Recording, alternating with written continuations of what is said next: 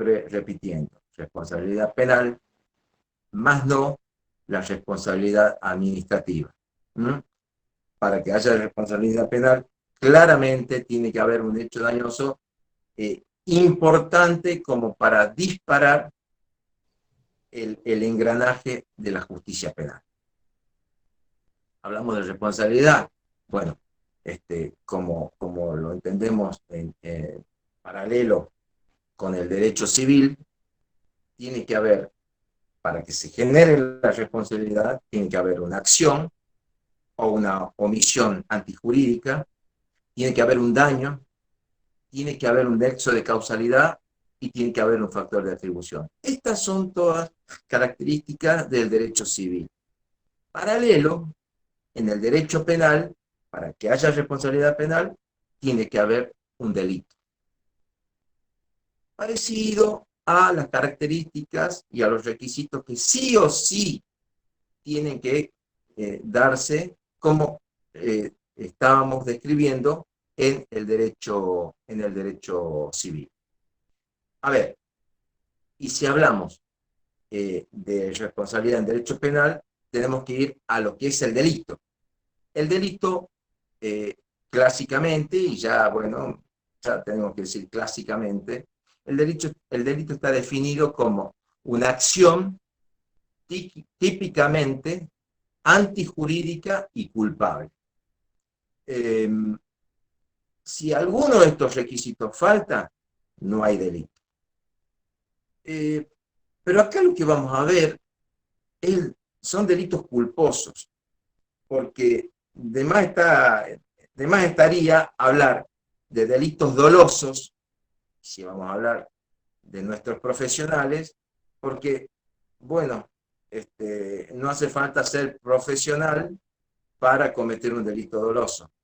O sea, si vamos estrictamente a ceñirnos a lo que puede generar en su profesión un licenciado en calidad, bueno, en específico, sí, tenemos que ir a figuras que son culposas. Y básicamente son 4 las figuras culposas que encontramos en nuestro Código Penal, que son las del artículo 84, el 94, el 189 y el 203 del Código Penal. Esto es, el 84, homicidio culposo. El 94, lesiones culposas. El 189, que son los estragos o incendios culposos. Y el 203, delitos contra la salud pública. Bien, vamos a leer un poco entonces las 4 figuras en donde podemos quedar abarcados como profesionales por nuestra actividad. Artículo 84. Será reprimido con prisión de 1 a 5 años e inhabilitación especial, en su caso, el que por imprudencia, negligencia, impericia en su arte o profesión, o inobservancia de los reglamentos o de los deberes a su cargo, causare a otro la muerte.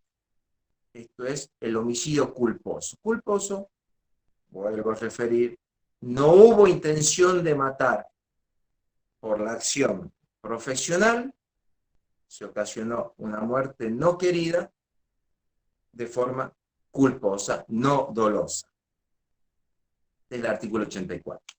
El artículo 94 dice, se impondrá prisión de 1 mes a 3 años o multa e inhabilitación especial el que por imprudencia o negligencia, por impericia en su arte o profesión, o por inobservancia de los reglamentos o deberes a su cargo, causare a otro un daño en el cuerpo o en la salud.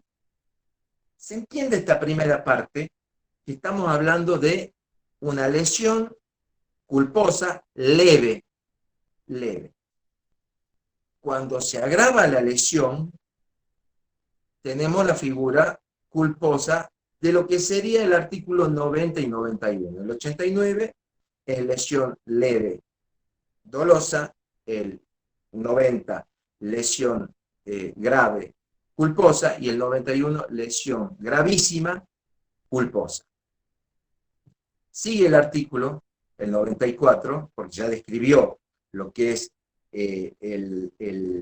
la lesión leve culposa, y dice, si las lesiones fueran de las descritas en los artículos 90 y 91, grave y gravísima, y fueren más de una las víctimas lesionadas, el mínimo de la pena prevista en el primer párrafo será de 6 meses, o multa e inhabilitación especial. Bien.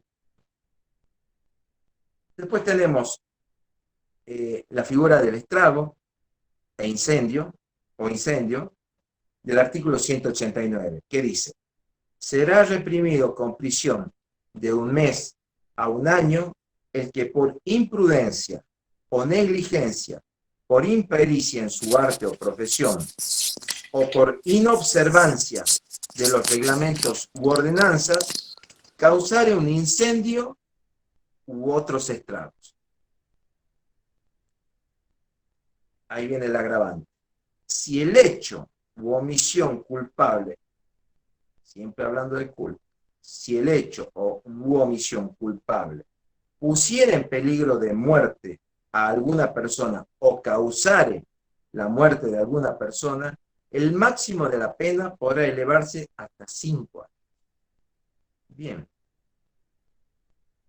Luego tenemos la cuarta figura, que tiene que ver con nuestro accionar profesional, que es la del artículo 203. El 203 es un artículo que describe la figura culposa y que digamos, se refiere a artículos anteriores, que son el 200, que tiene que ver con nosotros, el 201, que a mi entender no tiene nada que ver con nosotros, el 201 bis y el 202, que sí tiene que ver con nosotros. Entonces son el 200, el 202 y el 203. El artículo 200 dice, ojo, que es figura dolosa, será reprimido con prisión de 3 a 10 años y multa el que envenenare, adulterare o falsificare de un modo peligroso para la salud aguas potables o sustancias alimenticias o medicinales destinadas al uso público o al consumo de una colectividad de personas. Eso es doloso, pero es bueno determinar el tipo penal, cuál es la conducta que condena la ley. Luego viene el artículo 202, de tremenda vigencia en este momento, que dice, doloso, será reprimido con prisión o prisión de 3 a 15 años el que propagare una enfermedad peligrosa y contagiosa para las personas. Doloso, lo vuelvo a decir. Ahora viene en el 203 la figura culposa, que es la que tendría que ver con nuestros profesionales en su caso.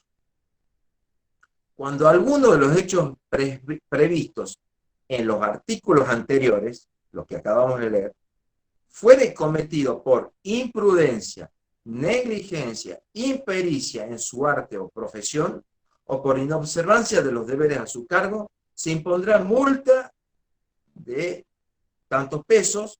Si tuviere como resultado enfermedad o muerte, se aplicará prisión de 6 meses a 5 años. Esas son, digamos, las 4 figuras que nuestro Código Penal establece, en donde se ajustaría el tema de la conducta de nuestros profesionales.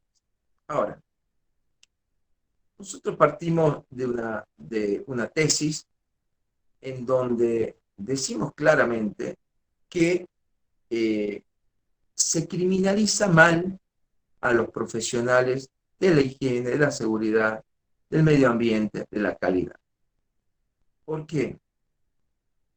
Porque realmente hay un desconocimiento en órganos judiciales respecto a los alcances de nuestra profesión.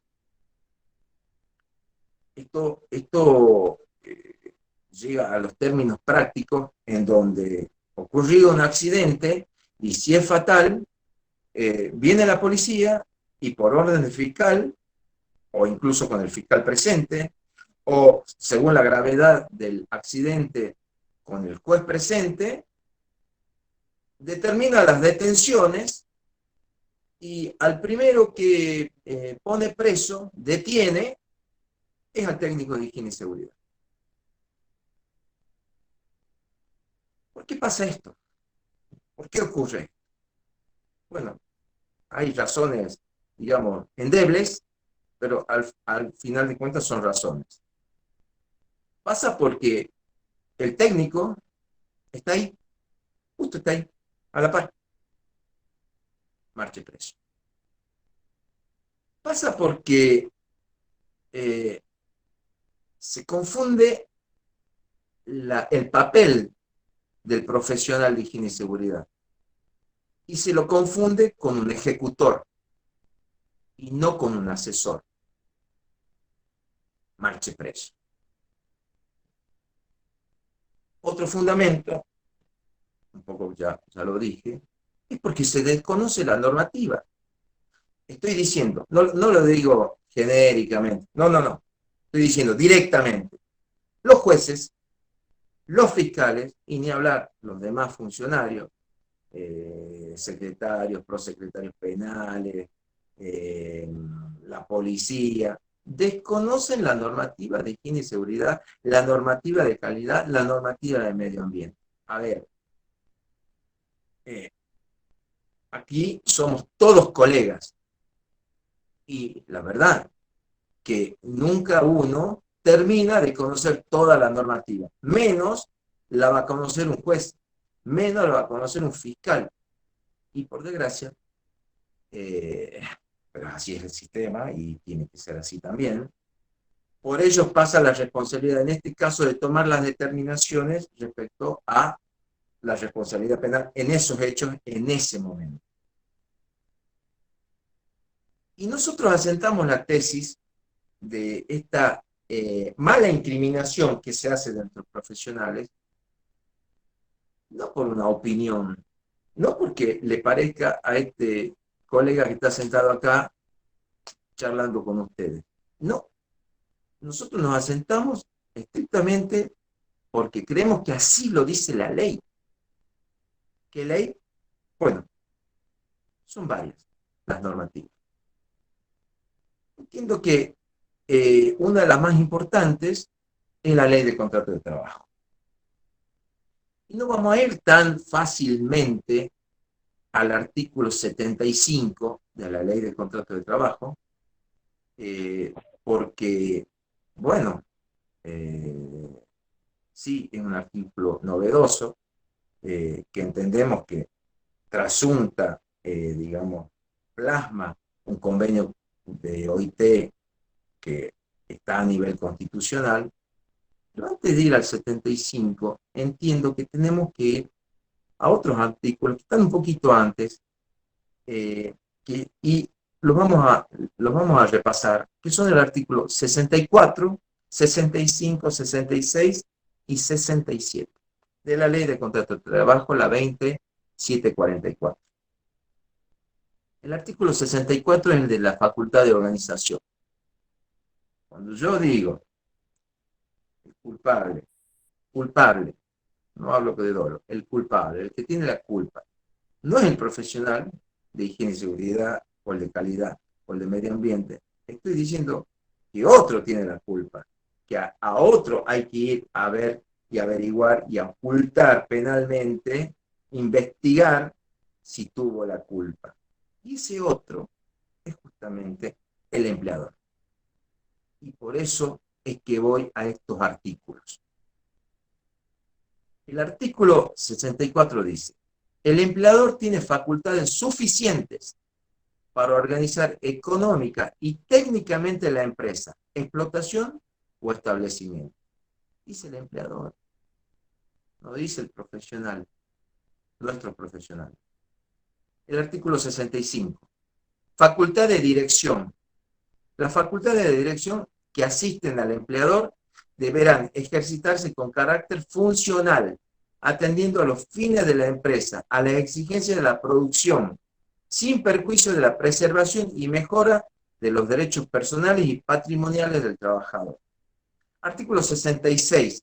Facultad de modificar las formas y modalidades del trabajo. El famoso ius variandi. El empleador está facultado para introducir todos aquellos cambios relativos a la forma y modalidades de la prestación de trabajo. En tanto, esos cambios no importen un ejercicio irrazonable de esa facultad, ni alteren modalidades esenciales del contrato, ni causen perjuicio material ni moral al trabajador. El artículo 67, el de las facultades disciplinarias.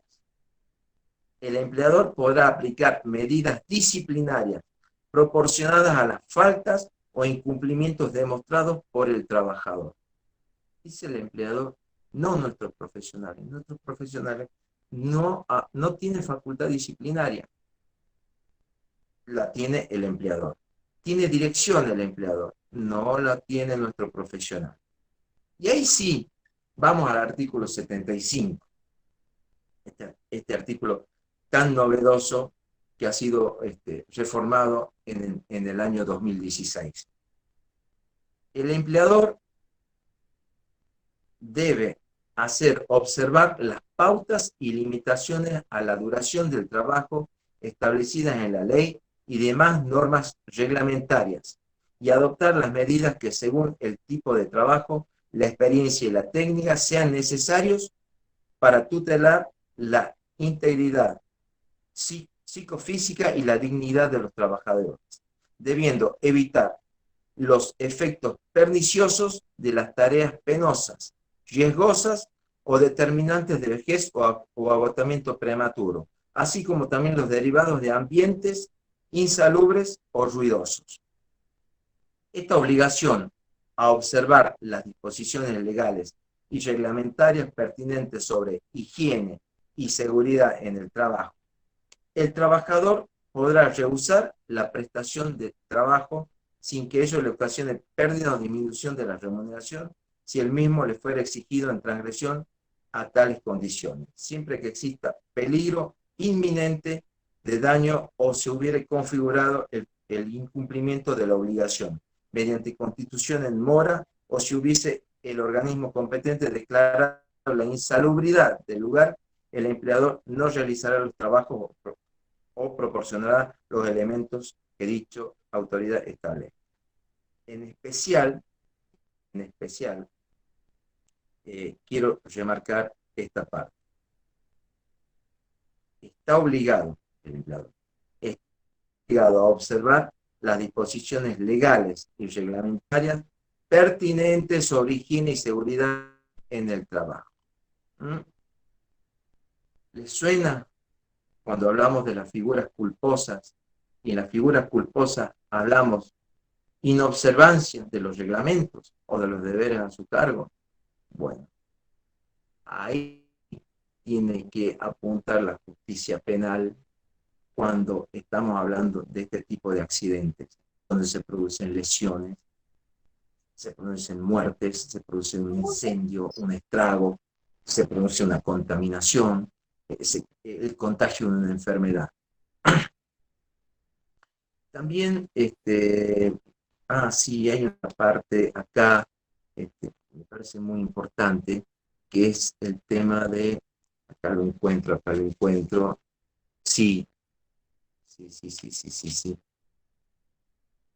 Espérenme un segundo que lo quiero leer en particular para que quede más claro.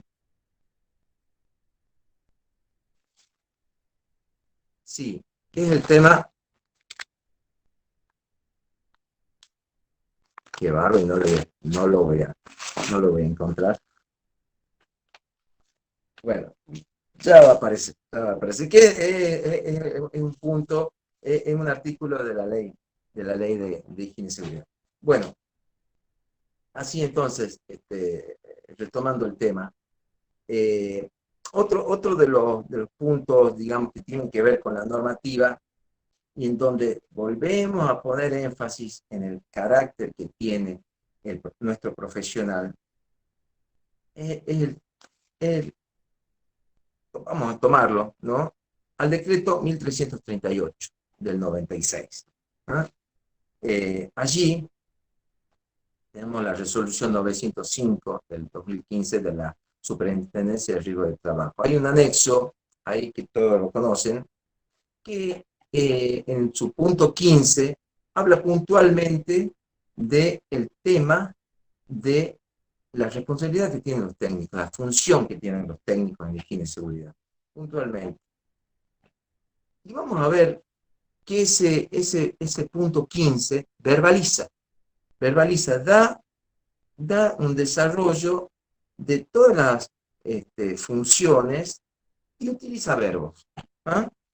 Habla de asistir, colaborar con el responsable del servicio, actuar en tareas de capacitación, o sea, capacitar, realizar tareas administrativas de mantenimiento de la documentación, colaborar con la selección, mantener informar al responsable, supervisar, por ahí sale de ahí también el tema del supervisor, ¿no?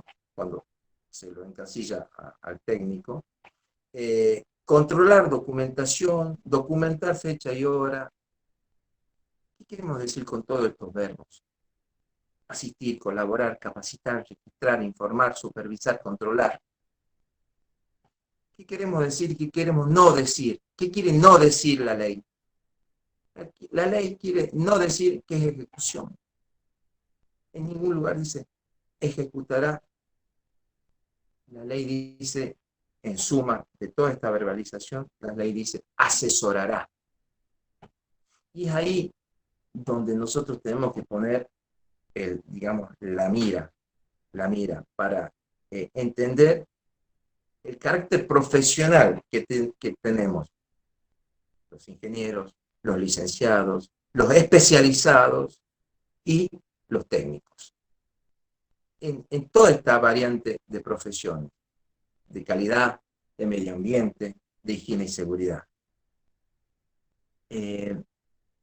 Puntualmente, y obviamente yendo a lo que nosotros entendemos como el eslabón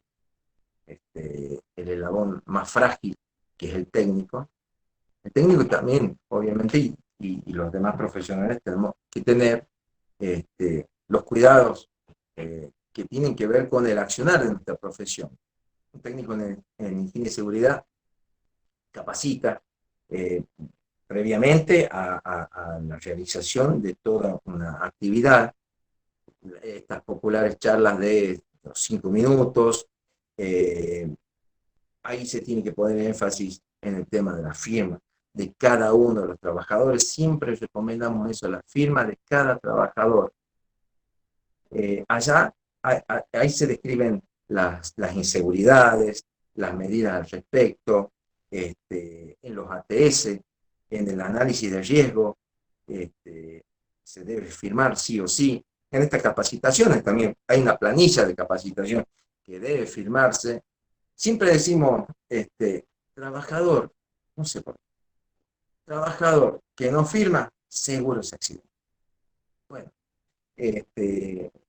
parece ley de Murphy, pero bueno, pasan esas cosas y esos cuidados nuestros trabajadores tienen que tenerlos, nuestros profesionales tienen que tener esos cuidados. Fíjense, hemos hablado sobre este tema de las figuras penales y cómo se apunta a estos trabajadores, a estos profesionales, porque mayormente están ahí en ese momento. Se apunta porque no se conoce la normativa, pero y se apunta porque se confunde la capacidad de asesor que tiene y se confunde como si fuera él un ejecutor. Ahí, en ese respecto, nosotros tenemos que decir que básicamente tenemos nosotros que en toda organización, ¿no? En toda organización de trabajo, siempre tenemos dos grupos. ¿No?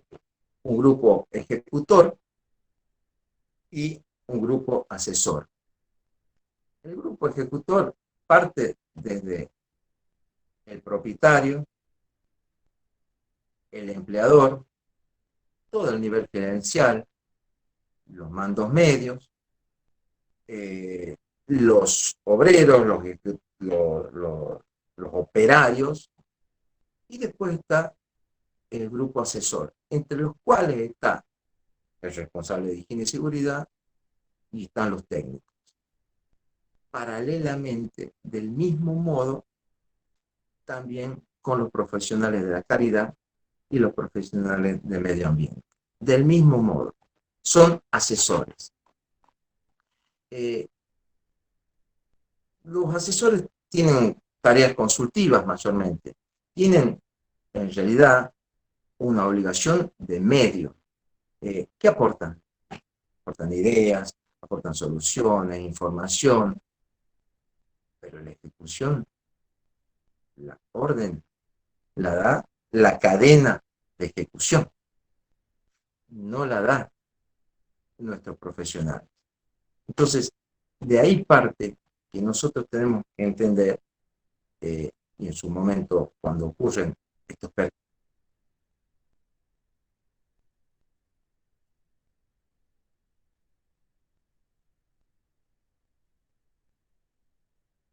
ahí se me escucha bien. Eh, cuando ocurren estos percances, es que realmente tenemos que tener bien claras esas ideas para volcarlas a nuestros abogados, a nuestra abogada que nos está asistiendo. Porque, bueno, me ha tocado presenciar y estar en estas cuestiones penales con compañeros que le han pasado muy mal,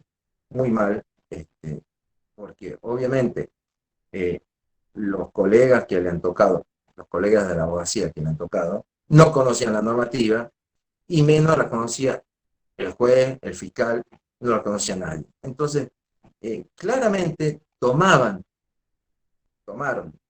a nuestros profesionales como responsables. E incluso a lo largo y ancho del país ha habido detención. Bien, en este sentido, entonces, aclarado el tema de lo que es, digamos, la función de asesor que tienen nuestros profesionales, quiero hacerles mención de una jurisprudencia eh, de un tribunal provincial, acaecida hace muy poco, en donde se ha ocurrido un accidente donde hubo muertes y hubo lesionados. Se caratuló la causa, y acá lo tengo al expediente, se caratuló la causa como homicidio culposo agravado por la pluralidad de víctimas y lesiones culposas en concurso ideal. ¿Y qué pasó en ese momento cuando ocurre el accidente? Se pone preso. Al jefe de la obra se pone preso. Al supervisor, que ni siquiera era de la obra, era un supervisor de un organismo nacional, y se pone preso al técnico. Y el técnico, porque justo llegó posterior al accidente, pero estaba ahí, estaba ahí. Entonces, ¿qué hace el fiscal en ese momento? Ante ese hecho. Pregunta, ¿quién es el responsable de higiene y seguridad? Y le dicen, el técnico. Listo, preso. Así, de burdo, pasa en todo el país. Ocurrido un accidente. Bueno, la historia es que en su momento costó mucho que se retomara, se recobraran la libertad los tres detenidos, incluido nuestro colega. Luego de ello hubo todo un proceso donde los fiscales olvidando cualquier tipo de, de basamento en la ley, directamente procesan y elevan a juicio la causa. Y lo elevan a juicio por homicidio y por lesiones, ¿no? Incluido el colega técnico en higiene y seguridad. Bueno, y obviamente, incluido el responsable de higiene y seguridad real, allá estamos hablando propiamente dicho, que era un licenciado.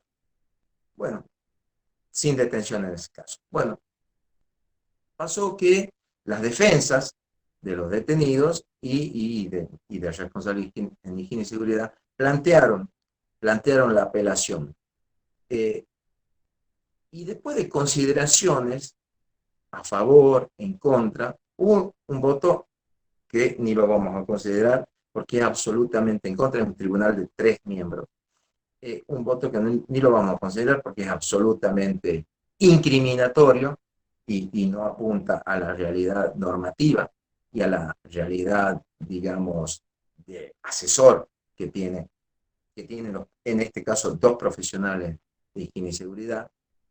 Eso ni lo vamos a considerar, pero sí a los 2 votos que lograron que esta cuestión cambiara, en el sentido de que al responsable de higiene y seguridad se lo sobresee y al técnico y al jefe de obra y al supervisor de obra se les dicte una falta de mérito, en ese caso, y ahí viene lo preocupante, incluso en el voto positivo que logró que estos profesionales puedan ser, entre comillas, exonerados, hay equívocos. O sea, incluso ahí está mal fundamentado. Incluso ahí no fueron digamos, a la calidad profesional que tienen esos, tanto un licenciado como un técnico, el carácter de asesor, no, los toman realmente como ejecutores. Entonces, en ese, en ese aspecto es muy preocupante, porque incluso habiendo leído medianamente bien, al responsable le fue muy bien y al técnico le fue bien con una falta de mérito, pero bueno, continúa la investigación. Incluso ahí con, digamos, un fallo que podríamos entender favorable, es preocupante, porque los fundamentos son, a mi entender, equivocados. Apuntan, digamos, a hechos, a que estuvo, no estuvo, cuando en realidad tenían que apuntar a ver quién es el dueño de la obra, quién es el gerente, quién es el jefe, quién es el capataz, los que producen todo el trabajo, la ejecución, hasta los obreros que están en la ejecución. Entonces, en ese sentido, viene ahí nuestra recomendación al respecto. Nuestro profesional, eh, estoy hablando de las tres disciplinas, ¿no? Nuestro profesional en general es un profesional que realmente está solo. Un profesional que tiene que encontrar, primero en lo individual, va mi mejor recomendación, es tener bien conocido un abogado, una abogada, para estas cuestiones que tienen que ver con lo penal, o sea, una penalista, un penalista, porque tarde o temprano los accidentes ocurren. Y sinceramente no ocurren por culpa del técnico ni tampoco por culpa del licenciado, sino ocurren por los ejecutores. Entonces, la primera recomendación es tener, digamos, popularmente a mano una abogada, un abogado para la defensa. El otro aspecto, también individual, es tener claro estas cuestiones, tenerlas claras, porque ese abogado, esa abogada que uno va a nombrar para que lo defienda, tampoco conoce la normativa. Esa normativa se la tenemos que dar nosotros se la tenemos que dar. ¿Ah? Tenemos que, bueno, realmente, tenemos que asesorar a nuestro abogado, ¿ah? Porque el abogado sí va a estar con un conocimiento muy profundo sobre el proceso penal, las etapas, la defensa, cómo se va a hacer la indagatoria, cómo impugna. Está bien, pero hay cuestiones de fondo y de legislación que naturalmente no las conoce. Y hasta no las va a conocer el juez y el fiscal, como lo dijimos. Y otra cuestión que es fundamental en esto de estar solo, porque realmente los profesionales, no solamente los de calidad, los de medio ambiente, los de higiene y seguridad, están solos. También sépanlo, también están solos los médicos, los ingenieros de otras actividades, los contadores. Apunto a esto, a que es muy bueno el tema de la sindicalización. Y ya estamos hablando de una esfera colectiva donde el trabajador, nuestro profesional trabajador, tiene que asumirse como trabajador y sindicalizarse. ¿Por qué? Porque, bueno, obviamente, la acción colectiva de un sindicato ante un hecho es distinta a la de que, bueno, venga sencillamente la familia del técnico a preocuparse por él. No, no. Está bueno que venga la familia y está bueno que venga el sindicato. En este caso, bueno, el SUPASO. Por eso, bueno, estamos entonces abiertos a las preguntas y a las inquietudes que nos pueda ahí manifestar nuestro moderador, el compañero Hugo Besato.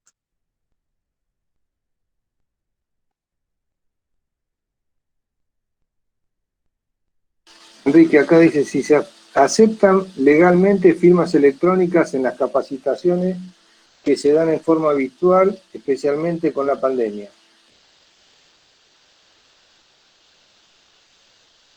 A ver, bueno, no se trata de... Estamos hablando de otra cosa, pero puntualmente no conozco si ha habido alguna resolución en estos DNU que han salido, pero si se puede dar fe de la capacitación a través de los medios virtuales, sí, se podría, pero se tiene que dar fe. ¿Ah? ¿Qué estamos diciendo? Si por un lado, lo que sea el concepto de fe pública, y por otro lado, si en la organización ha habido un registro sobre firma digital, bueno, perfectamente. Acá aclaran que en el caso de las notificaciones vía mail, ¿se toman como legales o deben estar también firmadas? No, no, no. El tema de las notificaciones sí se toman como legales. No hace falta que estén firmadas. Con la emisión del mail y la recepción, si se puede probar eso, ya está la comunicación de eso, ya es, digamos, ya está resuelto ese tema. El tema de los mails ya realmente está resuelto. Otra pregunta, ¿existe una capacitación mínima de duración para que la capacitación sea considerada como tal? Por ejemplo, ¿tiene validez legal en el registro de capacitaciones que figure una capacitación que duró 15 minutos?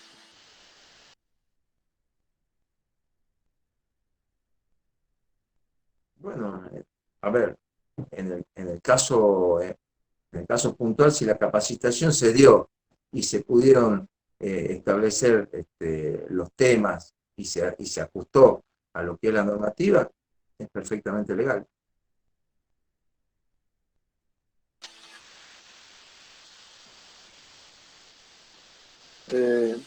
Acá Darío dice, la capacitación según el cronograma anual tiene validez solamente por el responsable del servicio de seguridad e higiene o también tiene la validez del técnico de seguridad laboral. No, no, obvio. Los técnicos realizan capacitaciones, claramente.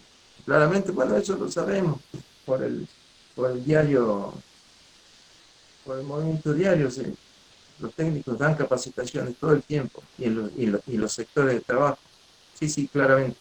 Eduardo pregunta, las capacitaciones electrónicas a los dueños de las firmas que nos contratan exponiendo los riesgos a los que se exponen sus operarios y esta no es contestada, es un atenuante ante el potencial problema jurídico. Siempre aconsejo en esos casos la comunicación por mail, ¿no? O sea, el resumen, sí, viene la capacitación, pero el resumen por mail. El mail queda, la filmación, por ahí de la capacitación no queda, pero el mail queda. Abigail dice, los técnicos en seguridad e higiene que trabajamos en modo independiente como monotributistas, ¿deberíamos hacer un contrato al comenzar un nuevo trabajo o una obra, por ejemplo? Ay, ay, ay, qué tema ese. Bueno, casualmente creo que al final de esta charla hay una suerte de encuesta ahí, ¿no? En donde le pedimos opinión a todos los compañeros profesionales para que nos digan qué otros temas, de determinados temas, cuáles les gustaría, ¿no? Uno de los temas es las formas de contratación. Las formas de contratación. Eh, a ver, no necesariamente tiene que haber un contrato. Lo mejor es que haya.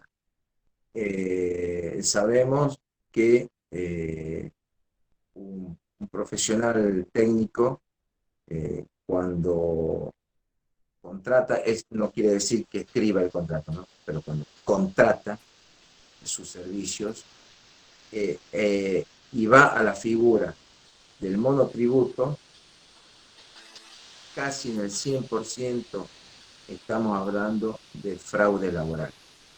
Bueno, y hasta se confunde el tema del profesional libre. El profesional libre, o sea, ¿cómo el profesional libre? Va a asesorar desde su casa. No. Si hablamos del técnico, lo más probable es que estamos hablando de una actividad presencial en el lugar de trabajo para presenciar tareas. Bueno, eso, si se traduce en monotributo, en facturación, es fraude laboral. Obvio. Tampoco tan livianamente puedo decir, no, niéguese. Entiendo que hay necesidad de trabajar, claro, pero por lo menos hay que tener claro que eso es un fraude laboral y que, por supuesto, siempre es mejor respaldarlo con un contrato y cuando empieza esa actividad, esa relación, lo mejor es que haya un contrato. Bueno, Dante pregunta, ¿el trabajador que sufre un accidente o incidente sí o sí tiene que hacer la declaración de puño y letra o puede hacerla por medios electrónicos, una PC o alguna cosa así? No, a ver, no. La comunicación, no, tiene que hacerlo por los medios, por medios físicos, medio electrónico no,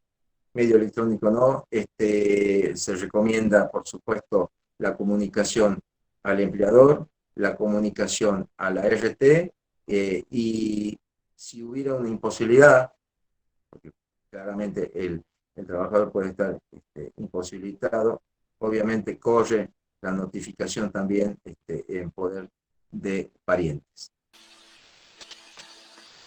Mariano de Salta pregunta, en caso de accidente de trabajo, ¿existe una figura de responsabilidad solidaria entre el dueño del proyecto, el asesor de higiene y seguridad y el técnico de higiene y seguridad?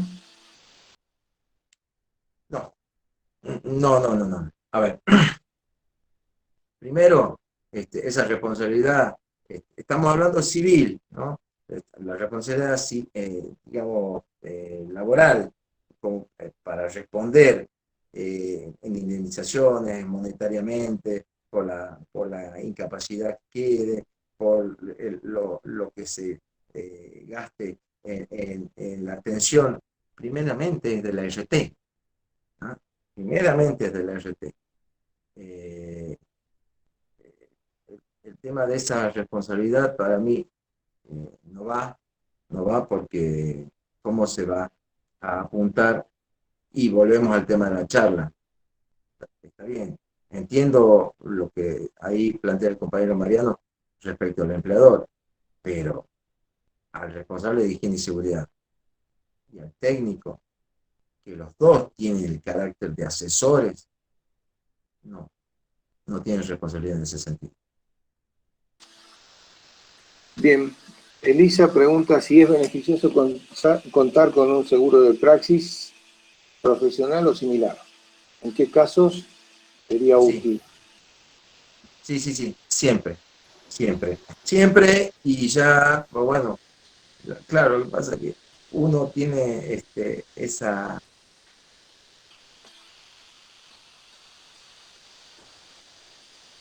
Se cortó Enrique.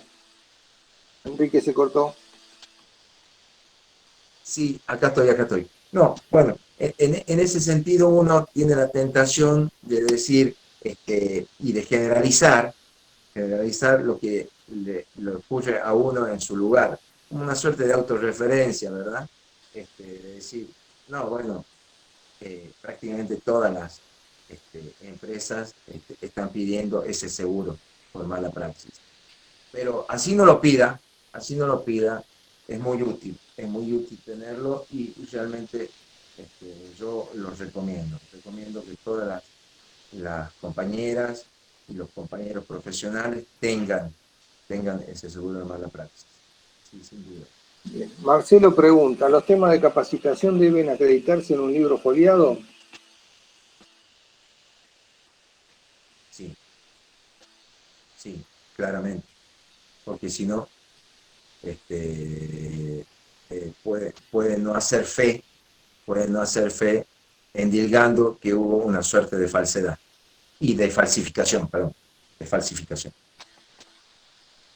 Bien. Darío pregunta, ¿por cada capacitación la evaluación es obligatoria?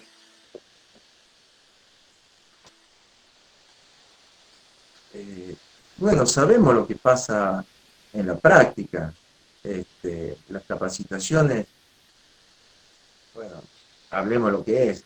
Las capacitaciones son útiles, son necesarias, este, pero en la práctica los empleadores lo toman más como un requisito, entre comillas, para zafar y vamos a trabajar que otra cosa. Eh, eh, Creo que el tema de la calificación es realmente secundario. Bien. Fernando pregunta, el decreto 911/96, capítulo 4, artículo 20, se refiere, Sí, decime. se refiere literalmente como responsable de higiene y seguridad y no como asesor o consultor. En ese caso es lo mismo. Es lo mismo, obviamente. Sí. Esos responsables de higiene y seguridad, que son el licenciado, el ingeniero con la especialidad, u otras profesiones con la especialidad, o ¿cómo se llamaba? El 303, el 330, esos profesionales, los viejos profesionales técnicos que tenían la habilitación. Sí, son responsables, pero son asesores, no ejecutores, son asesores. 313, ahí me apuntan, 313 de los idóneos. Sí, bueno, es responsable, pero es asesor. Bien. Dice Sebastián, Hay una pregunta que vi de Rodrigo Quintero sobre la responsabilidad en la firma del permiso de trabajo por parte del profesional de higiene y seguridad. En ese caso, ¿hay una ejecución? No, no, bajo ningún punto de vista. A ver, vamos a algo. Yo soy técnico, ¿eh? Estoy en el lugar de trabajo. Le indico al empleador, al gerente, al jefe de obra, al supervisor, a todos. Mire, usted, ¿sabe qué? El montículo de tierra lo tiene que dejar 1 metro. De arriba, el responsable de higiene y seguridad les dice, che, el montículo de tierra lo tienen que dejar 1 metro. ¿Estamos ejecutando? No estamos ejecutando. Porque al final de cuentas, los que ejecutan van a hacer lo que quieran. Lo que quieran. Lo van a dejar al borde o lo van a dejar a 10 metros si quieren. La ejecución es de ellos. Nosotros dictaminamos como asesores y nuestro asesoramiento puede ser tomado total o parcialmente o no ser tomado. Entonces, por eso es que somos asesores. Bueno, acá pregunta Walter. Hoy se habla mucho y se documenta poco, sumado a que los empresarios y supervisores ignoran las recomendaciones dadas por el profesional de seguridad e higiene. Tenemos la tormenta perfecta para cuando haya un evento de magnitud, revisen los documentos, comunicaciones y así sea fácil deslindar responsabilidades. Bueno, por eso decíamos en la charla, los profesionales, hay que hacer firmar todo. Y en estas cuestiones, el tema de los mails también es útil. También es útil advertir, ¿ah? A forma de memorando, mandar el mail. Mandar el mail a los superiores, mandar el mail a la parte ejecutora de la obra, mandar el mail. Señor, está esta recomendación, se está infringiendo esto, porque eso es muy bueno para que después el profesional tenga su respaldo de decir, bueno, yo asesoré correctamente. Se documenta poco. Bueno, la forma de documentar es con mail. Es con mail.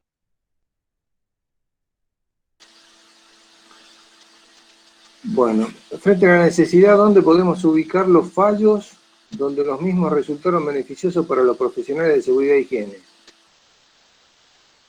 Bueno, sí, hay que buscar la jurisprudencia en Internet un poco claramente por una cuestión de delicadeza. Nosotros no hacemos alusión al tribunal, ni, o sea, no hacemos, no determinamos con nombre y apellido ni el tribunal, ni la provincia, ni los profesionales que estuvieron en el caso acusados, ni las víctimas, ni nada. Pero bueno, claramente esos fallos existen y son preocupantes. Son preocupantes. En caso de accidente de obra, ¿el profesional de seguridad e higiene puede seguir trabajando o debe esperar el resultado de las pericias? Perdón. Ah, claro, estamos hablando del tema penal. No, claramente se debe parar la obra en ese sentido, pero cuidado. Eh, el técnico, en este caso, o el responsable, en su alcance dice, no, que no se toque nada, porque hay pericias penales que hay que realizar, ¿ah? Pero tampoco puede hacer un escudo humano, no es el ejecutor, él asesora y le dice, no avancen con la obra porque hay material de prueba que debe ser constatado por la justicia. No, claramente se para la obra, pero vuelvo a decirlo, en los límites y en el accionar que puede tener el técnico o puede tener, en ese caso, el licenciado. En caso que el trabajador sufra una lesión por no utilizar el EPP al momento del accidente, pero que el trabajador sí haya sido provisto de esos elementos, ¿hay responsabilidad penal por parte del técnico de seguridad e higiene? No, bajo ningún punto de vista. Bajo ningún punto de vista. Después tendrá el trabajador el problema con la RT para justificar esa falta. Bueno, aquí Dante pregunta si nos facilitarían algún correo para enviar las dudas e inquietudes. info@supaso.org. info@supaso.org. Después Pablo pregunta, el artículo 117, el responsable de higiene y seguridad debe disponer de las medidas de prevención y control para evitar que los mismos puedan afectar la salud del trabajador. Sí, asesora sobre eso. Asesora sobre eso. Ese responsable, ese profesional, no le va a poner el casco, no va a agarrar el casco y se lo va a poner. No ejecuta, asesora, le dice, no le ordena. Los técnicos, bueno, eso es lo que sabemos, lo que estamos en terreno. Los técnicos no dan órdenes, los licenciados no dan órdenes.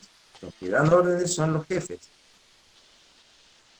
Acá Ariel pregunta, supongo que es en base a una pregunta anterior que hizo otro colega, pero estaríamos en la obligación de parar la obra.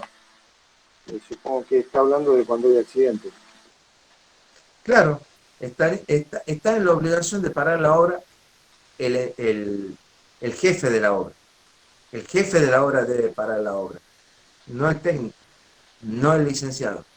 El licenciado dice, deben parar la obra. El técnico dice, deben parar la obra. Pero el que va a resolver es el que tiene la facultad de hacedor, el ejecutor, que es, bueno, el que esté en responsabilidad en esa cadena de mando que tiene en la cadena de ejecución. Sí. Fernando dice, en el decreto 911 indica que ante una tarea riesgosa, el responsable de higiene y seguridad debe estar presente. ¿Cómo puede ser si debemos cumplir horas semanales, el empleador nos debería avisar que va a realizar una tarea riesgosa? Son las contradicciones que tiene la ley.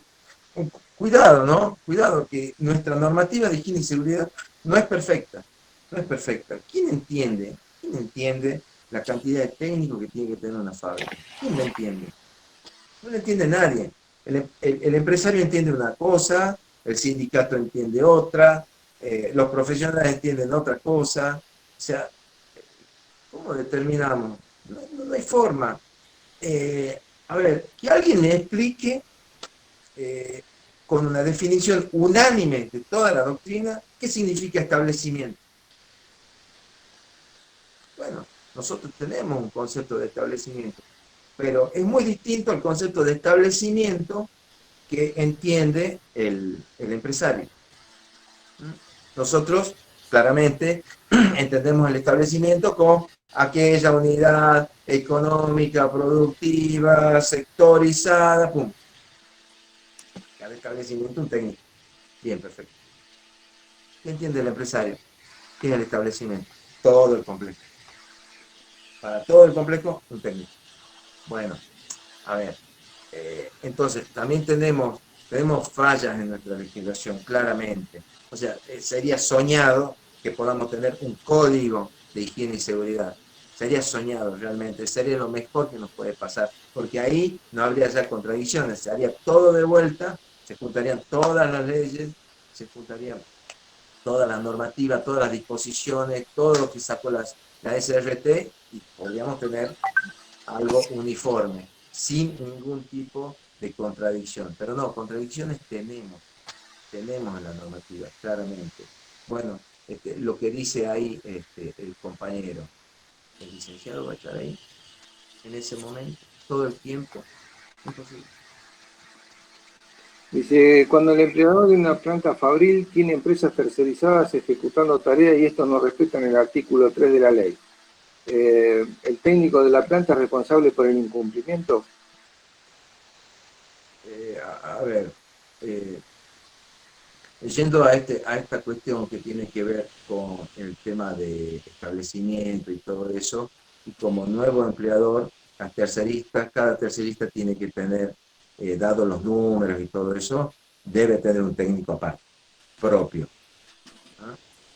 Yendo al tema de la responsabilidad, no, claramente se está ejecutando ahí un trabajo y el técnico asesorará, claro, claramente, está la tercerista, no hace vista gorda el técnico indica y asesora, mire, se tiene que hacer de tal forma, tiene que tener tal y cual cuidado al respecto, pero no por eso, no porque haya un accidente, no porque la tercerista haya realizado mal la obra o no haya tenido los cuidados advertidos, hace responsable el técnico. No. Eh, ¿La charla de ATC y la capacitación es garantía de respaldo? Sí, sí, totalmente, totalmente. Y con la recomendación que siempre hacemos, cada uno firma, cada uno firma la planilla, la capacitación, cada uno la firma. Sí, totalmente, es respaldo. Dice, cuando se levantan avisos de riesgo, ¿cómo nos desligamos de la responsabilidad? ¿Solo con el envío de un mail sobre la recomendación será suficiente? Sí, sí, ya lo dijimos antes. Sí, totalmente, totalmente. Pero hay que hacerlo, hay que hacer la advertencia. ¿Ah? Eh, el decreto 911 establece horas profesionales. ¿Tienen que ser presenciales o podrían estar incluidas en la tarea de oficina? Por ejemplo, preparar la capacitación. Bueno, ahí habría que hacer conjugar la nueva ley de teletrabajo, ¿no? Eh, sí, podría ser, sí, claramente podría ser el tema de la capacitación, pero el tema después es que quede en respaldo que cada persona tomó la capacitación. Respaldo estamos diciendo a la firma, claramente, ¿no? Eso se tendrá que recabar por los medios que la empresa pueda arbitrar, pero tiene que quedar un respaldo. No puede. Perdón que me meta y quiero hacer una pregunta que es muy interesante. Dice, ¿los permisos de ingreso a espacios confinados no es parte de la ejecución de una tarea? Es la pregunta de uno de los compañeros. A ver, estamos hablando, quién tiene que firmar eso? ¿El técnico?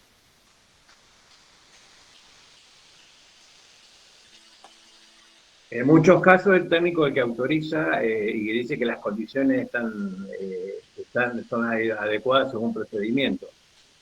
Entonces, es una pregunta más que interesante porque ahí marca una firma del técnico diciendo las cuestiones de procedimiento están ok, pero deja Bien. de ser ejecutor, pero está avalando la firma, con la firma la ejecución de la tarea. ¿Cómo es ese tema? No. A ver, no es ejecutor. Nunca fue ejecutor. Como da las indicaciones, como capacita, también dice, bueno, eso está en condiciones, firma, está perfecto, firma, pero esa firma no hace que cambie su carácter de asesor.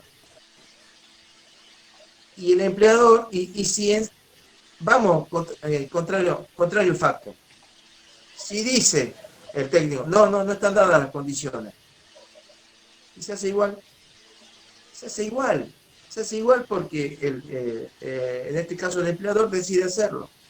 ¿Mm? Se toma el consejo, el asesoramiento, firmado incluso, del técnico o no se lo toma, o se lo toma parcialmente. No cambia nada en eso. ¿Está respondido? ¿Seguimos, Enrique? Sí, sí, por favor. Dice, cuando asesoramos en alguna tarea y no se tiene en cuenta, luego ocurre un incidente. ¿Nosotros podemos dejar asentado en el legajo técnico de la obra, por ejemplo? Es que antes que ocurra el incidente o el accidente, debemos dejarlo establecido. Hay establecimientos que tienen libros, otros que no tienen, pero prácticamente, o sea, absolutamente todos tienen mail. Así que en ese caso se hace la advertencia, se hace el memo por mail. Sí, sí, totalmente, totalmente. Pero hay que hacerlo antes, vuelvo a decirlo, hay que hacerlo antes, no después del accidente. No, yo les dije que no, hay que hacerlo antes. Acá consultan que cuando la empresa tiene correos corporativos y el servicio de seguridad y higiene es interno, ¿qué respaldo puede tener uno? Porque después te borran los correos corporativos y se acabó, ¿no? No te queda nada. Se imprime, se imprime, O se lo imprime. Y podrías, sobre todo mails que son muy delicados, de cuestiones tan sensibles, uno debe imprimir el mail. sirve también, perdón, sirve también que te envíes una copia a tu correo personal, una copia oculta o algo por el estilo. Claro, sí, sí, sí, buen recurso, perfecto, sí, sí, sí, totalmente. Bueno, los permisos de ingreso a espacios, esa es la que hizo Marcelo, ¿no es cierto? Los permisos de ingreso a espacios confinados no es parte de la ejecución de una tarea. Vuelvo a decir, vuelvo a decir, el hecho de que uno firme el permiso, ¿ya?, no pasa a ser ejecución. La ejecución es, digamos, de la cadena de ejecución. Uno nunca forma parte de la cadena de ejecución. Uno es asesor. Tenemos que centralizar esa idea. En la práctica, claro, nos confundimos porque claramente hay veces que uno le da órdenes a los operarios y los operarios obedecen. Te voy a Pero dar la palabra, perdón Enrique, pensé que habías sí. terminado, discúlpame. Bueno, y uno lo que hace básicamente en ese tema es, bueno, administrar lo que el jefe en realidad, la responsabilidad, digamos, la potestad que tiene el jefe. Pero realmente, solamente eso es una cuestión usual. Pero legalmente las órdenes se dan a lo largo de la cadena de ejecución, de la cadena de los hacedores, no de los asesores. Bien, le voy a dar la palabra a Trax Muñoz porque no entiendo la pregunta. Bien.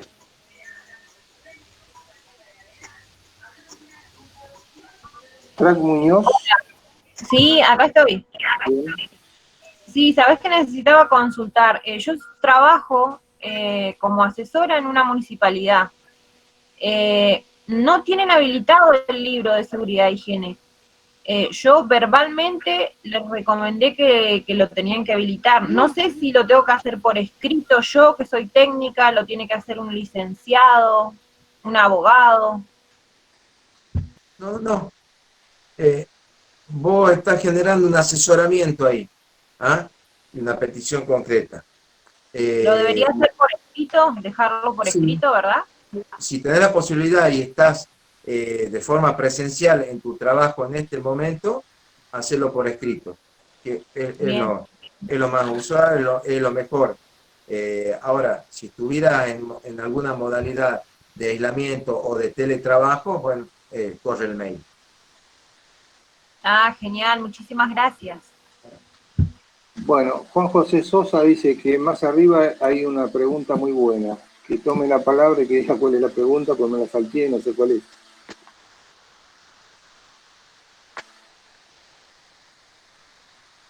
Juan José Sosa está.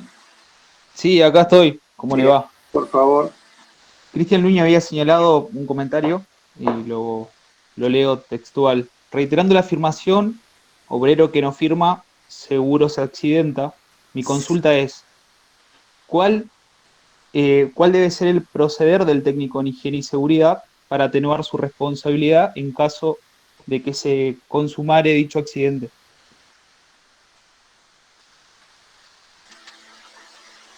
A ver, el técnico hace firmar a todo. No puede haber descuido en eso. Puede haber una negativa. No te firmo nada. Chao, chao. Vos no sos mi jefe. Y se va. En el acto, en el acto, tiene que haber comunicación del técnico, del profesional, del responsable, de que hubo esa falencia en el acto. Y listo. Ya está. Y hacerle responsable al jefe, No, jefe no, no más hace directo de responsable, él. no, no, no hace responsable a nadie. No, comunica la novedad. Deja sentado, si hay libro, deja sentado el libro o manda el mail. Perfecto, doctor, gracias. Bueno, en la pregunta de Fernando Gallotto ya la hemos respondido, que dice que ante una tarea riesgosa, el responsable de seguridad e higiene debe estar presente. ¿Cómo sabemos si el empleador, con eso ya está respuesta? Ya está respondido, perdón. Los permisos de ingreso a espacios confinados no es parte de la ejecución de una tarea. Sí, ya habíamos dicho eso. Bueno, acá pregunta Adrián, ¿qué No beneficios? es parte de ejecución, claramente, no es parte de ejecución. Bien. Adrián pregunta qué beneficio legal nos puede dar el gremio. Le voy a dar la palabra a qué se refiere con esto, porque nosotros tenemos asesoramiento gratuito para los afiliados. No sé si quiere ampliar cuál es la pregunta puntual. Eh, Respondo. Sí, no sé si estará bien, pero sí responde, por favor. Sí, Hola, sí, sí, sí, sí. ahí habilité el. Buenas noches, ahí el micrófono. No, apuntaba si tiene, ya que mencionó la recomendación de estar con un gremio, estar juntos, si desde el punto de vista legal, cuál era ese beneficio. Bien, perfecto. Mirá, eh, hay cuestiones legales y hay cuestiones también que vienen de la subjetividad. Una de las cuestiones subjetivas es la conciencia colectiva. ¿Mm? Eh, lo legal, sí, bueno, vos tenés derecho a afiliarte a un gremio, a desafiliarte, a no pertenecer a ningún gremio, a ninguna agrupación.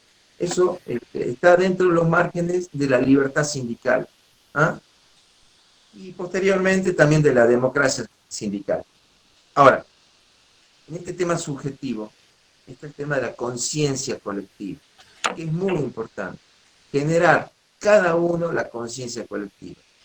Eh, Porque obviamente nosotros en la profesión, en esta profesión donde somos trabajadores, nosotros nacemos como tenistas, estamos solos, no nos defiende nadie.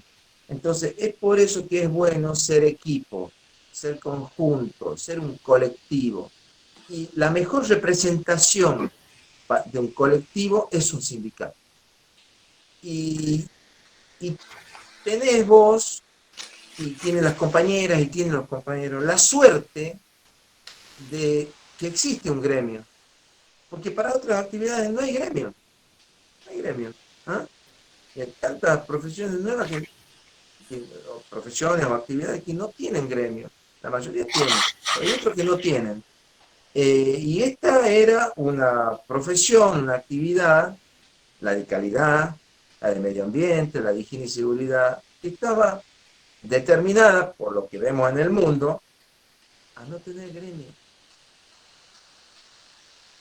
Y por una idea colectiva que tuvieron los compañeros y las compañeras que fundaron esto, en cabeza del compañero Marcelo Rodríguez, formaron ese gremio.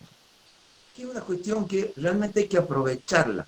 Hay que aprovecharla. Tener el respaldo de un gremio es mejor es mejor que no tener. En este caso lo tenemos y por eso hay que usufructuarlo, hay que participar, hay que estar. Sabemos que vivimos al día, tenemos urgencias económicas, urgencias horarias, por ahí no hay tiempo, realmente no hay tiempo. Me pasa a mí, en este momento estoy aislado, no aislado, estoy haciendo muchísimo teletrabajo, mucha teleconferencia, tengo menos tiempo que antes, que salía y todo y viajaba, ahora tengo menos tiempo. Bueno, hay urgencias horarias. A pesar de eso, hay que hacerse el tiempo para lo colectivo, no solamente pensar en uno, sino pensar en el otro, porque es ese otro y esos otros, alguna vez cuando se necesite van a pensar en vos. De eso se trata la conciencia colectiva. Y es algo que hay que ejercitarlo y tenemos la suerte de tener este sindicato, entonces hay que formar parte. Muy bien, gracias. Gracias. Adolfo, ¿podés realizar la pregunta, por favor? Porque no la entiendo bien cómo está redactada.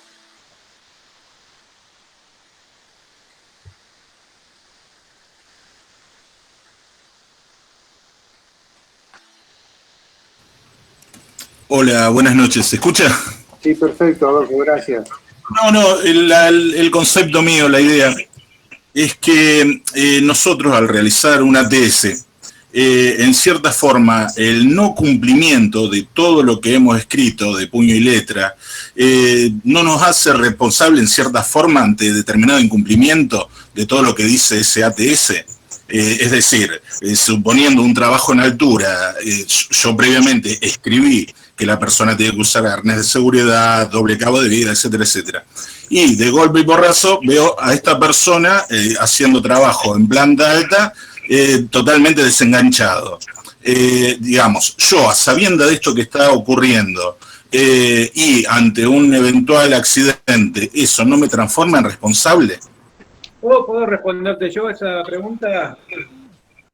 Primero y principal, nosotros no tenemos que elaborar el ATS. El ATS lo tiene que elaborar el que va a ejecutar la tarea, el trabajador. El Sí, grupo de bueno, trabajadores. Nosotros lo que hacemos es verificar que las observaciones, la identificación de ese ATS sean los correctos.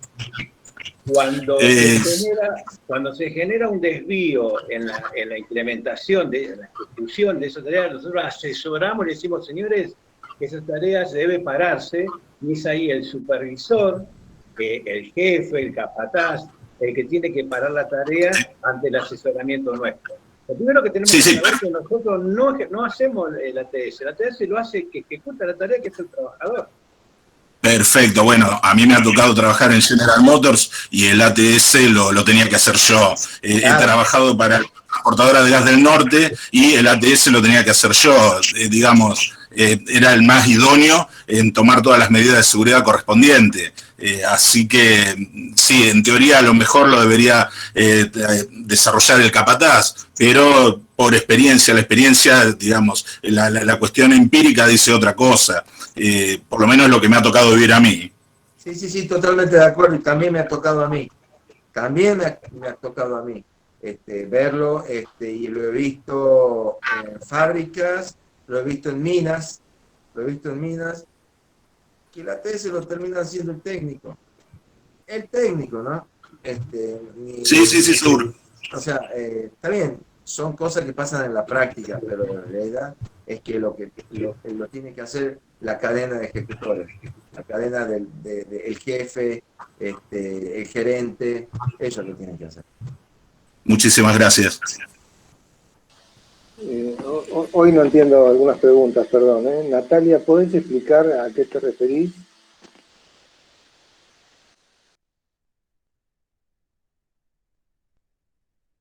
Natalia Soruco, ¿estás? Hola, buenas noches. Sí, mi consulta más se basaría en qué debo tener en cuenta a la hora de empezar el trabajo en la manera legal, digamos, la forma legal.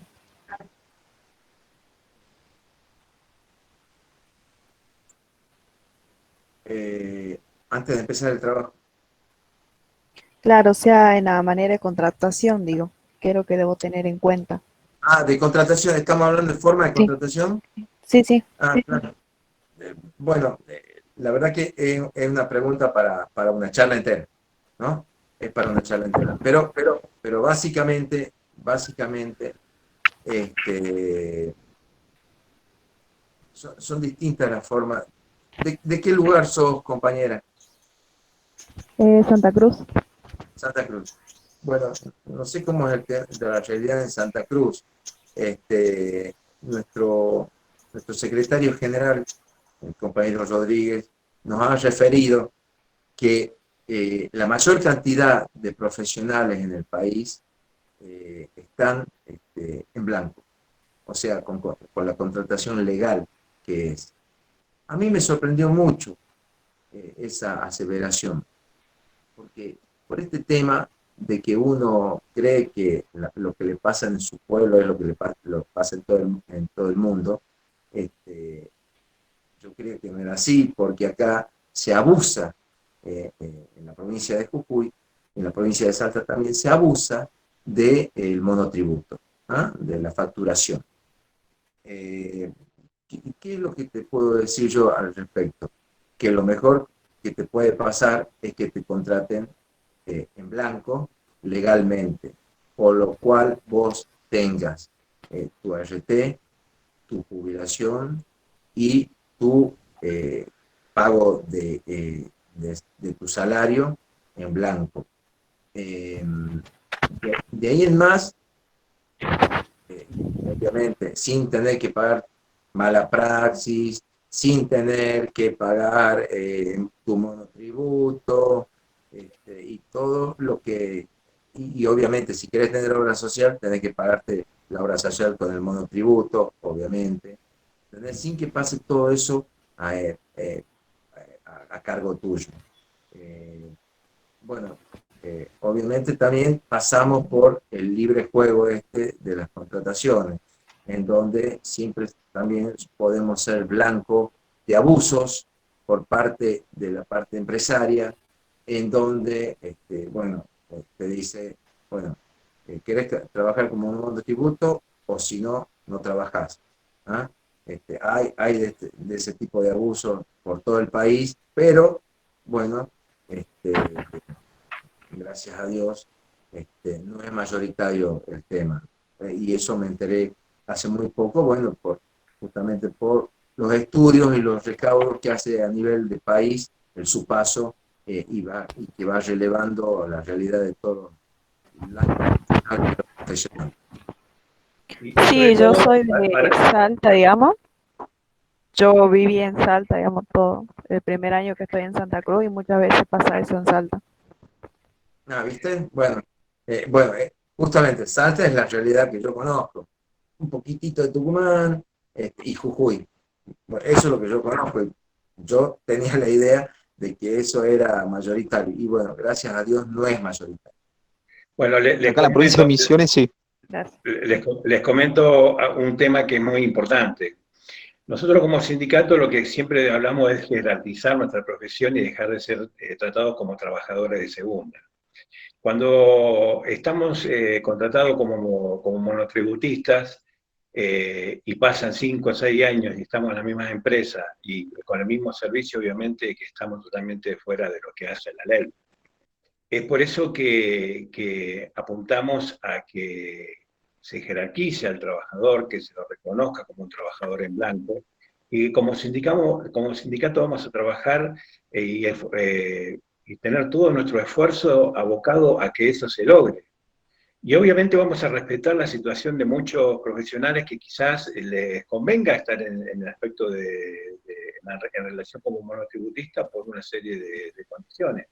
Pero en aquel que pida, en aquel que necesite que nuestra intervención sea importante para poder lograr ese cambio de esa situación, ahí estaremos. Por eso les decía que es muy importante que apoyemos todas las instituciones al inicio de la tarea, porque entre todos tenemos que tener la fuerza, cuando más seamos, cuando juntos trabajemos en poder cambiar esta situación, vamos a lograr los grandes cambios que necesitamos para poder ejercer dignamente nuestro trabajo, cobrar nuestro trabajo de la forma que nos corresponde y sobre todo defender a cada uno de nuestros trabajadores, a nuestros compañeros. Así que esa es nuestra función, así por eso nació el Supaso y ese es nuestro objetivo principal, jerarquizar esta profesión que amamos y que tanta responsabilidad nos concede.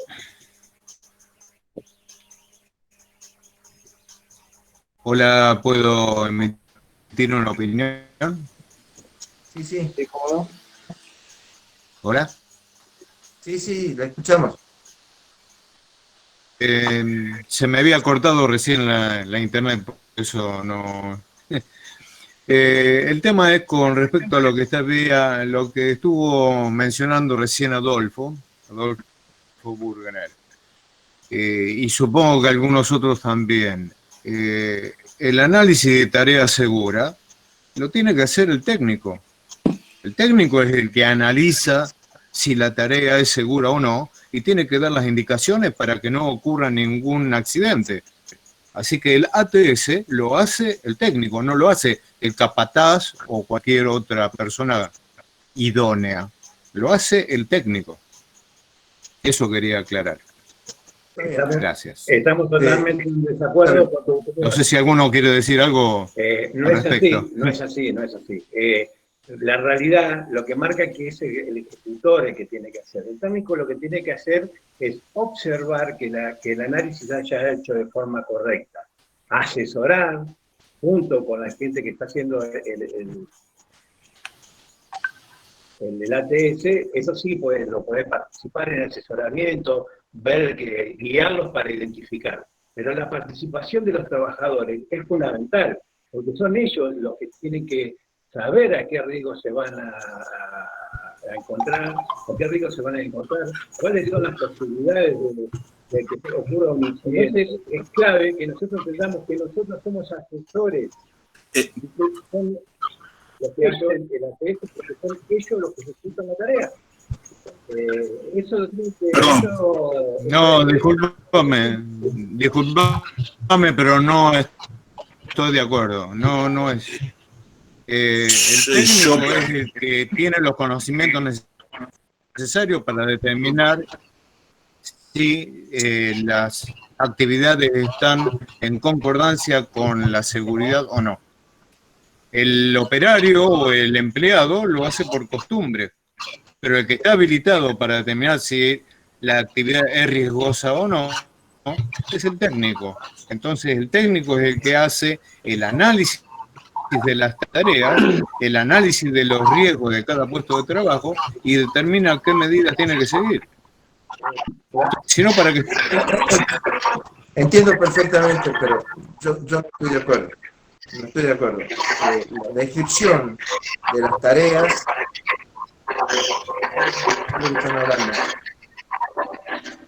Por favor, cierren los micrófonos los que no están hablando. La descripción de las tareas las hace la parte ejecutora, la hace el jefe, los trabajadores. Lo que tiene que hacer el técnico, en todo caso, son las observaciones sobre ese ATS. ¿Ah? No es responsabilidad del técnico la confección absoluta del ATS. Perdón, ¿puedo hablar? Sí. Bueno, sí. ¿Podemos disentir? A ver, no, disiento, pero por lo que me ha tocado vivir profesionalmente.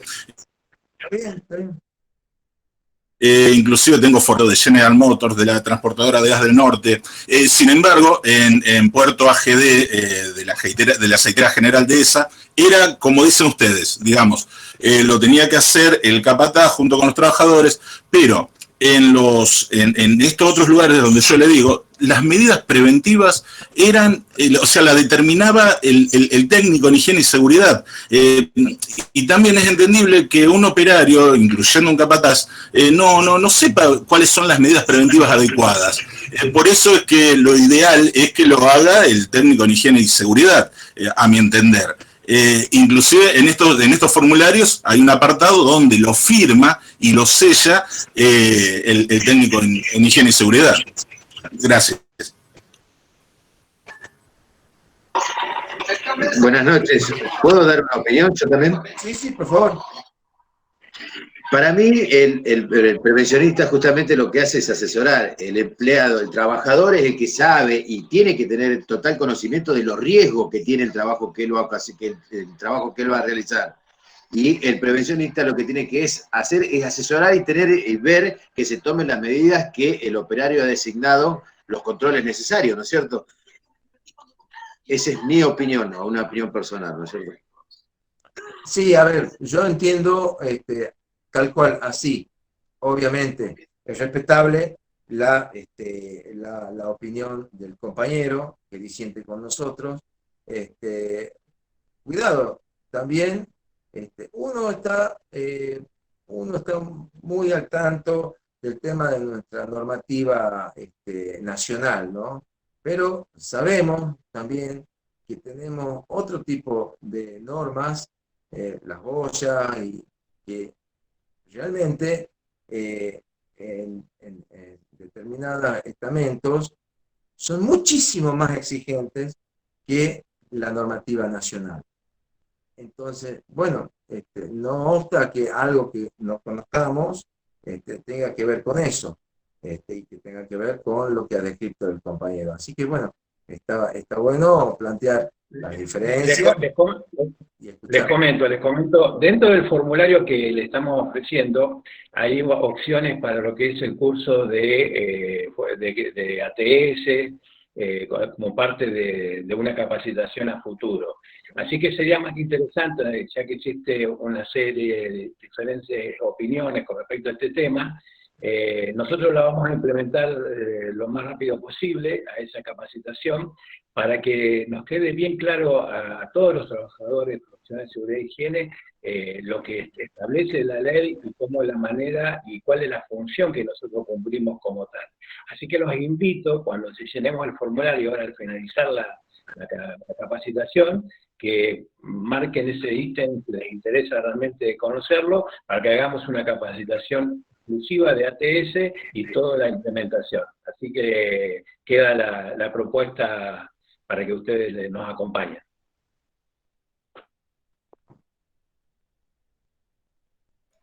Bueno, muy bien. Yo no me queda más que agradecerles a todos y a todas las compañeras que estuvieron presentes. Obviamente, como lo dije al principio, al compañero Marcelo Rodríguez, al compañero Hugo Besato, que estuvo ahí moderando tan bien, a la compañera Paula González del Subpaso Jujuy, y decirles, bueno, hasta la próxima y muchísimas gracias. Muchísimas gracias, Enrique, por todo. Excelente tu disertación. Y bueno, quedan muchas cosas muchas preguntas que no han quedado para responder.